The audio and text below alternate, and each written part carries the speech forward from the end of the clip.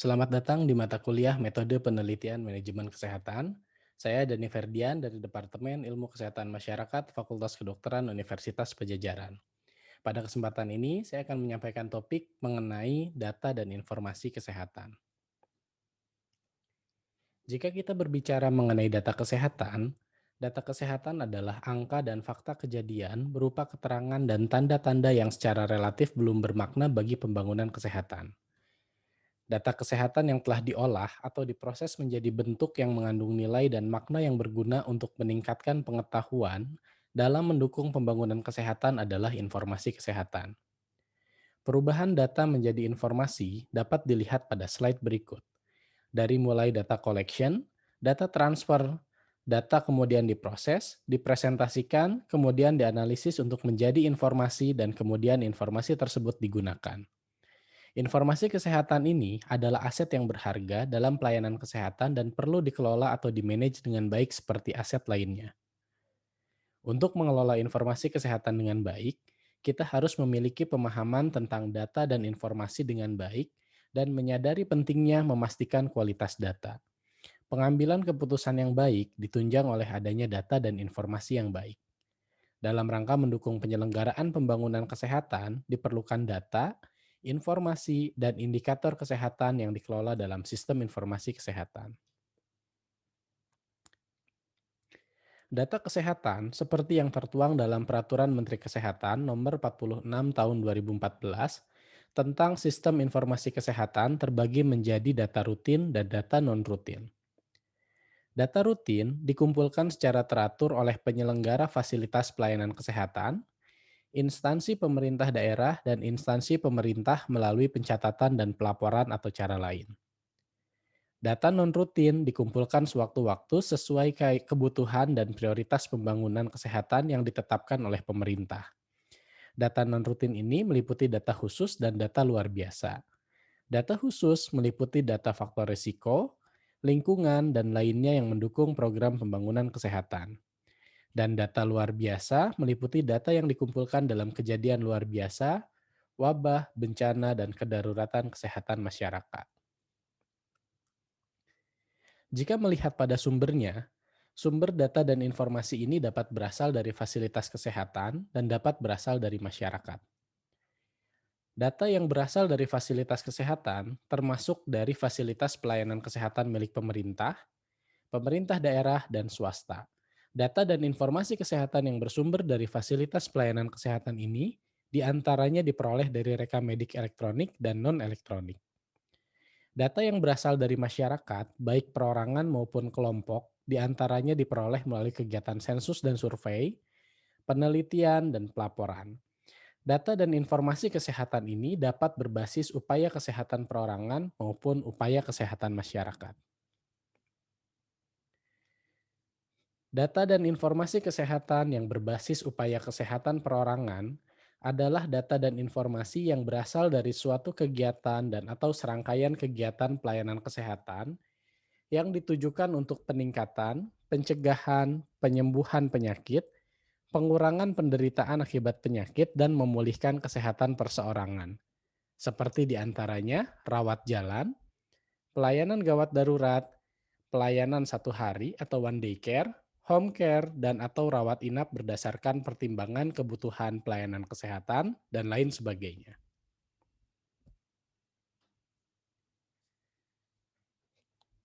Data dan informasi kesehatan berbasis upaya kesehatan perorangan ini dapat didapatkan diantaranya dari fasilitas pelayanan kesehatan.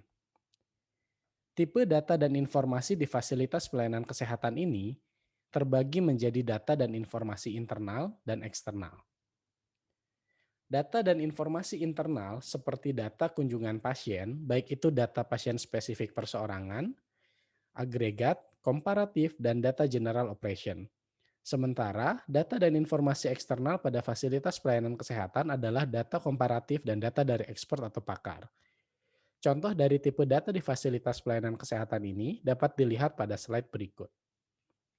Data klinis dan administratif yang didapatkan di fasilitas pelayanan kesehatan ini, baik berupa data pasien spesifik maupun agregat, Data komparatif maupun data expert atau knowledge base diperlukan dalam manajemen pelayanan kesehatan untuk dapat membuat keputusan yang baik, untuk dapat meningkatkan layanan bagi pelanggan, meningkatkan kualitas pelayanan bagi pasien, atau efisiensi operasional secara keseluruhan. Data berbasis upaya kesehatan perorangan berkaitan dengan data klinis pasien di fasilitas pelayanan kesehatan ini diantaranya didapatkan melalui rekam medis pasien.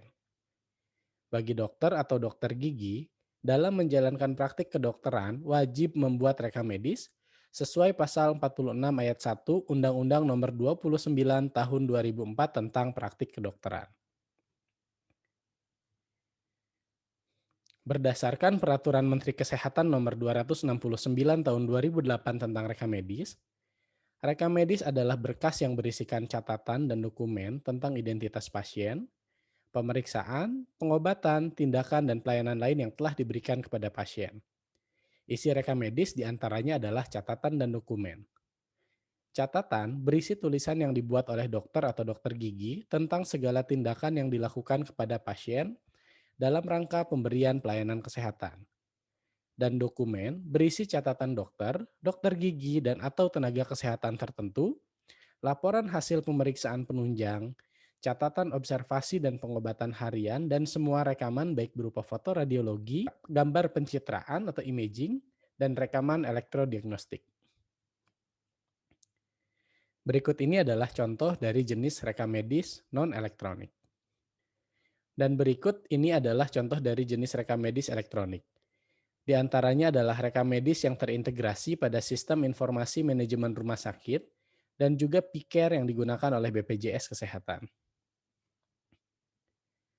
Rekam medis memiliki banyak kegunaan. Adapun kegunaan rekam medis adalah sebagai berikut. Yang pertama adalah aspek administrasi. Suatu berkas rekam medis mempunyai nilai administrasi karena isinya menyangkut tindakan berdasarkan wewenang dan tanggung jawab sebagai tenaga medis dan paramedis dalam mencapai tujuan pelayanan kesehatan. Yang berikutnya, aspek medis. Sebagai dasar untuk merencanakan pengobatan atau perawatan yang harus diberikan kepada seorang pasien. Yang berikutnya, aspek keuangan. Suatu berkas rekam medis mempunyai nilai uang karena isinya mengandung data atau informasi yang dapat dipergunakan sebagai aspek keuangan. Yang berikutnya, aspek hukum. Suatu berkas rekam medis mempunyai nilai hukum karena isinya menyangkut masalah adanya jaminan kepastian hukum atas dasar keadilan dalam rangka usaha untuk menegakkan hukum serta penyediaan bahan bukti untuk menegakkan keadilan. Yang berikutnya, aspek penelitian. Suatu berkas rekam medis mempunyai nilai penelitian karena isinya menyangkut data atau informasi yang dapat dipergunakan sebagai aspek penelitian dan pengembangan ilmu pengetahuan di bidang kesehatan. Yang berikutnya adalah aspek pendidikan. Suatu berkas rekam medis mempunyai nilai pendidikan karena isinya menyangkut data atau informasi tentang perkembangan kronologis dan kegiatan pelayanan medik yang diberikan kepada pasien. Informasi tersebut dapat dipergunakan sebagai bahan atau referensi pengajaran di bidang profesi si pemakai. Dan yang terakhir, aspek dokumentasi. Suatu berkas rekam medis mempunyai nilai dokumentasi karena isinya menyangkut sumber ingatan yang harus didokumentasikan dan dipakai sebagai bahan pertanggungjawaban dan laporan rumah sakit. Sementara data dan informasi kesehatan yang berbasis upaya kesehatan masyarakat adalah data dan informasi yang berasal dari setiap kegiatan untuk memelihara dan meningkatkan kesehatan, serta mencegah dan menanggulangi timbulnya masalah kesehatan dengan sasaran keluarga, kelompok, dan masyarakat. Upaya kesehatan masyarakat ini terdiri dari upaya kesehatan masyarakat esensial dan upaya kesehatan masyarakat pengembangan. Upaya kesehatan masyarakat esensial merupakan upaya yang harus diselenggarakan oleh setiap puskesmas untuk mendukung pencapaian standar pelayanan minimal kabupaten kota di bidang kesehatan. Upaya kesehatan masyarakat esensial ini meliputi pelayanan promosi kesehatan, pelayanan kesehatan lingkungan, pelayanan kesehatan ibu, anak, dan keluarga berencana, pelayanan gizi, dan pelayanan pencegahan dan pengendalian penyakit. Beberapa contoh data upaya kesehatan masyarakat esensial dapat dilihat pada beberapa slide berikut ini. Misal, untuk promosi kesehatan, dapat dilihat dari data penyuluhan kelompok, presentase posyandu purnama dan mandiri, presentase desa siaga, dan institusi ber-PHBS, dan lain sebagainya. Untuk kesehatan lingkungan, dapat dilihat dari data saluran pembuangan air limbah, pengawasan rumah sehat, kegiatan klinik sanitasi, pengawasan tempat pengolahan makanan, dan lain sebagainya. Untuk pelayanan kesehatan ibu dan anak, dapat dilihat dari data kunjungan ibu hamil, persalinan oleh tenaga kesehatan, pengguna KB aktif, dan lain sebagainya. Dan untuk pelayanan gizi, dapat dilihat dari data balita yang ditimbang tiap bulan di posyandu, distribusi tablet FE pada ibu hamil, distribusi MPASI bagi balita 2 tahun dalam keluarga miskin, dan lain sebagainya.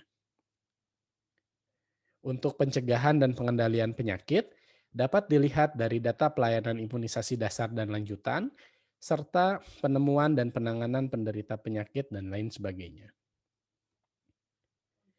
Adapun upaya kesehatan masyarakat pengembangan merupakan upaya kesehatan masyarakat yang kegiatannya memerlukan upaya yang sifatnya inovatif dan atau bersifat ekstensifikasi dan intensifikasi pelayanan disesuaikan dengan prioritas masalah kesehatan, kekhususan wilayah kerja dan potensi sumber daya yang tersedia di masing-masing puskesmas.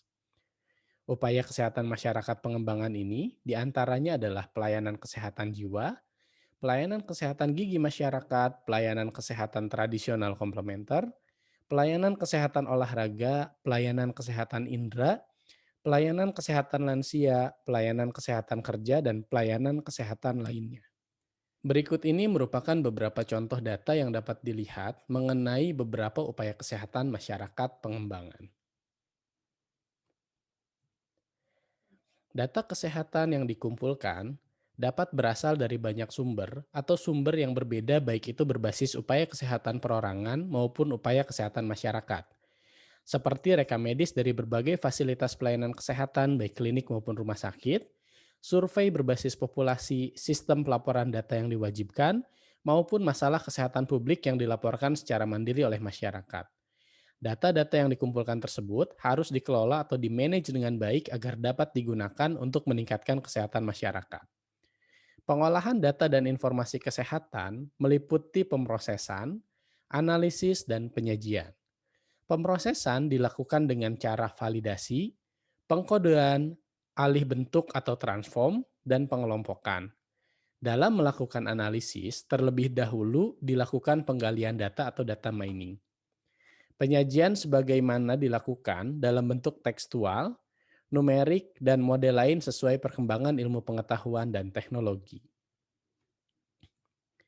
Komponen dari sistem informasi dapat diilustrasikan melalui slide berikut. Untuk komponen input, berupa data yang dikumpulkan dari satu atau lebih sumber, contohnya seperti survei di populasi, data vaksinasi, dan sebagainya. Untuk komponen penyimpanan, dapat menggunakan driver penyimpanan maupun cloud-based storage seperti Google Drive dan lain sebagainya. Untuk komponen proses, data diorganize dan dianalisis menggunakan software. Dan untuk komponen output, hasil pengolahan data biasanya ditampilkan dalam bentuk laporan, grafik, tabel, peta, dan sebagainya. Contohnya adalah hasil pemetaan wilayah dengan insidensi tinggi penyakit tertentu dan sebagainya. Agar informasi yang dihasilkan baik, maka data harus dijaga kualitasnya. Hal-hal yang mengakibatkan kualitas data tidak baik seperti yang ditampilkan pada slide ini, apakah karena definisi data yang tidak jelas, panduan pengumpulan data yang tidak jelas, sumber data yang tidak lengkap, tidak ada sistem untuk mendeteksi data error, dan lain sebagainya harus diantisipasi. Berbagai upaya dapat dilakukan untuk menjaga kualitas data dengan mencegah terjadinya data yang error, mendeteksi data yang error, hingga melakukan berbagai aksi untuk meningkatkan kualitas data seperti yang tertera pada slide berikut ini. Jika kita berbicara mengenai informasi kesehatan itu terdiri atas informasi upaya kesehatan, informasi penelitian dan pengembangan kesehatan, informasi pembiayaan kesehatan, informasi sumber daya manusia kesehatan, informasi sediaan farmasi, alat kesehatan dan makanan, informasi manajemen dan regulasi kesehatan, dan informasi pemberdayaan masyarakat. Data yang sudah diolah menjadi informasi tersebut dapat digunakan untuk melakukan analisis situasi, penentuan prioritas, penilaian alternatif, pembuatan program, implementasi dan monitoring, hingga evaluasi. Dan informasi kesehatan dapat digunakan oleh pengambil keputusan seperti politisi, pengambil kebijakan, pimpinan dinas terkait, program manajer, atau service provider baik itu yang bersifat publik maupun privat. Dan dari kelompok masyarakat seperti lembaga swadaya masyarakat, masyarakat, dan lembaga pemberi donor.